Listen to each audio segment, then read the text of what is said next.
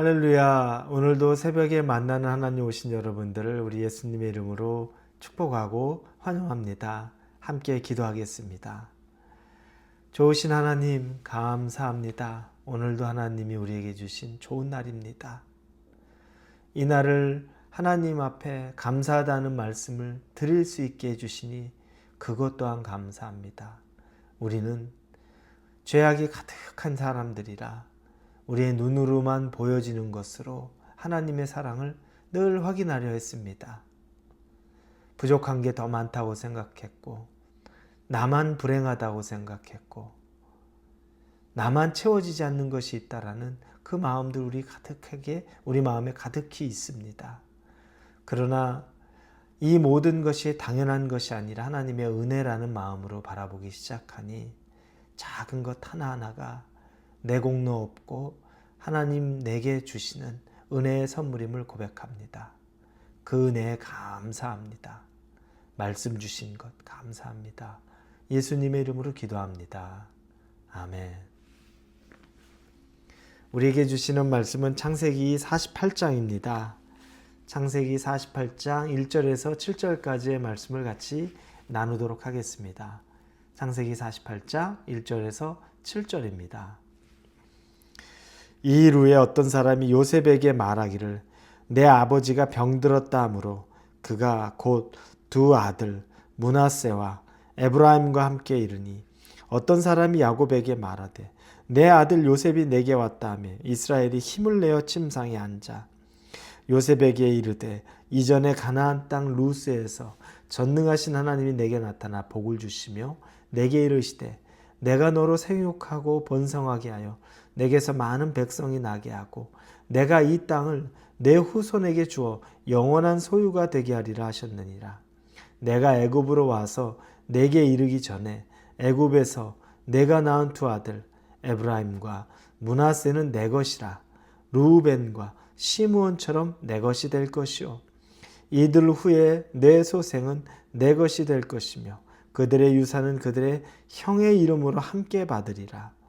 내게 대하여는 내가 이전에 밧단에서 올 때 라헬이 나를 따르던 도중 가나안 땅에서 죽었는데 그곳은 에브랏까지 길이 아직도 먼 곳이라. 내가 거기서 그를 에브랏 길에 장사하였느니라. 에브랏은 곧 베들레헴이라. 아멘. 야곱과 그의 나머지 자녀들, 가족이 다 이제 애굽으로 오게 되었습니다.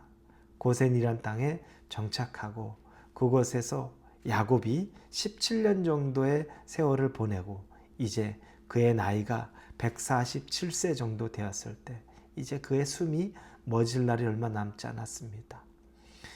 그가 아프다는 소식을 요셉이 듣고 자기의 두 아들 므낫세와 에브라임을 데리고 요셉에게로 문안하러 갑니다. 그곳에서 요셉이 야곱을 만나고 야곱에게 이제 자기의 두 아들에 대해서 같이 이야기하는 그런 장면이 나옵니다. 자, 그런데 이 야곱은 요셉에게 말하기를 내가 하나님에게 축복을 받았다는 것, 내 자손이 번성하리라는 말을 나는 약속으로 받았다. 그 이야기를 시작함과 동시에 여기 있는 아이들이 누구냐? 그때 요셉이 므낫세와 에브라임 제 두 아들입니다 라고 말을 하게 됩니다. 그때 야곱은 그 두 아들을 이제 축복하게 되는 겁니다. 요셉은 그 전에 마음 한쪽으로는 참 걱정스러운 면이 있었을 겁니다. 왜 그러냐면 자기가 낳은 두 아들, 이곳 애굽에서 만난 애굽 여인을 통해서 낳은 아들이기 때문에 어떻게 보면 피가 순수한 유대인, 자기 조상의 피만이 있는 것은 아니죠. 애굽의 피가 섞여 있는 겁니다. 그래서 혹시라도 아버지의 이 집안 아브라함과 이삭과 그리고 아버지를 통해서 내려오는 이 유대인의 순수한 혈통 가운데 우리 두 아들은 소외되는 것 아닐까? 나는 아버지의 자녀가 분명하고 하나님의 자녀가 분명한데 우리 두 아들은 피가 섞여 있으니 이 반열에 오르지 못하는 것은 아닐까라는 생각이 들었을 겁니다. 요셉이 그런 생각이 들던 차에, 그런데 이 야곱은 이 두 손자죠, 므낫세와 에브라임에게 축복을 해줍니다. 원래 12명의 아들이 요셉이 포함되고 막내가 베냐민이었죠. 그런데 우리가 아는 12지파에 요셉 지파는 없습니다. 대신에 요셉의 아들인 므낫세와 에브라임이 한 지파씩을 형성하게 됩니다. 그러면서 야곱은 이 손자 므낫세와 에브라임을 자기 아들들의 반열로 올려주는 겁니다. 자기 아들들이 지파를 이루게 되는데 손자인데 두 손자가 하나씩 지파를 이루게 자기 양자처럼 입양을 하게 되는 그 결과가 생기는 겁니다. 놀랍죠. 요셉은 자기 지파를 이루지 못했지만 두 자녀들이 각각 한 지파를 이루게 되어서 결국은 두 몫을 얻게 된 겁니다. 이건 장자에 준하는, 장자와 같은 대우를 하게 되는 겁니다. 이제 자기의 야곱의 입장에서 손자인 므낫세와 에브라임은 더 이상 손자가 아닙니다. 자기의 아들의 반열에 오른 겁니다. 그리고 두 몫을 요셉에게 주었다는 것은 요셉이 그 집안의 장자가 되었다는 것을 의미합니다. 육적으로는 르우벤이 장자지만 그러나 영적으로 그리고 그 계보를 잇게 되는 것은 이 요셉 지파, 왜냐하면 두 지파가 장자는 두 몫을 얻게 돼 있기 때문에 그런 흐름이 이어가게 된다는 겁니다. 놀라운 회복이요 축복이 되는 겁니다. 요셉이 두려웠을 것 같은데 두려워할 이유가 없습니다. 여러분, 하나님이 마음 먹고 복을 주기로 작정하면 이런 놀라운 일이 생기는 겁니다. 요셉은 나만 소외되는 것 아닐까, 우리 집안만 순수혈통이 아니어서 빠진 것 아닐까 했는데 오히려 2배의 몫을 받게 되는 놀라운 일, 하나님의 섭리가 그렇습니다.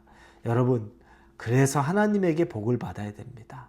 세상에서 이리 기웃 저리 기웃 다니면서 하나님 버리고 세상에서 내가 취할 수 있는 것 취하려는 것 얼마나 어리석습니까?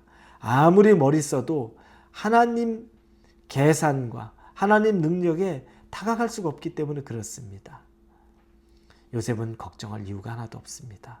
그러면 이제 요셉의 이름은 사라지는 걸까요? 므낫세와 에브라임에 남고 요셉의 이름은 사라질까요? 그렇지 않습니다. 아까 말한 대로 요셉은 장자와 같은 복을 얻는 거죠. 아들이 두 지파를 형성하게 되면서 요셉이 장자의 축복을 받게 됐던 겁니다.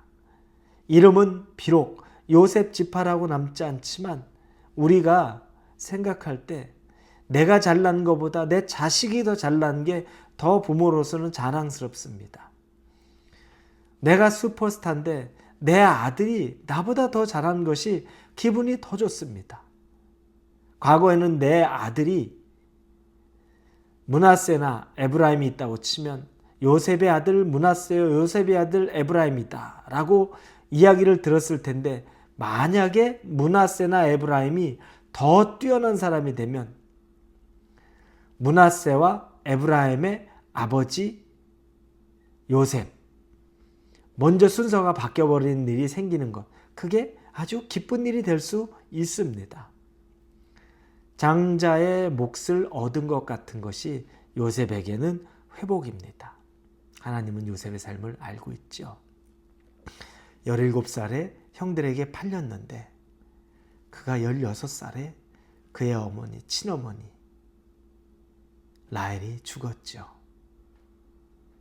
이걸 보면 여러분, 그 인생이 얼마나 기구하고 슬펐는지를 압니다. 사랑하는 어머니가 16살 즈음에 돌아가시고 난 이후에 1년 후에는 형에게 미움을 받아서 노예로 애굽으로 팔려가서 그곳에서 13년을 고생하다 30세 애굽의 총리가 되었죠. 이 일을 보면 여러분, 기가 막힌 현실이 되는 겁니다.